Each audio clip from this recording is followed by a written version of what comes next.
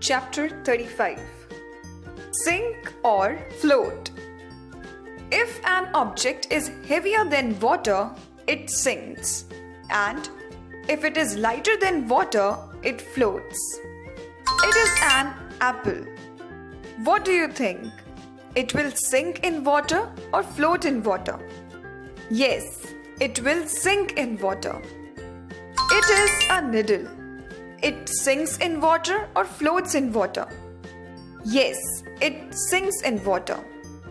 It is wood. What do you think? It sinks in water or floats in water? It floats in water. It is sand. It sinks in water or floats in water? Yes, it sinks in water. It is a stone. What do you think? It sinks in water or floats in water? Yes, it sinks in water. It is a straw. It sinks in water or floats in water? Yes, it floats in water. It is an aluminium foil. It sinks in water or floats in water? It floats in water. Rice. It sinks in water or floats in water? Yes, sinks in water. It is a nail. What do you think? It sinks in water or floats in water? It sinks in water. Cotton. It floats in water or sinks in water?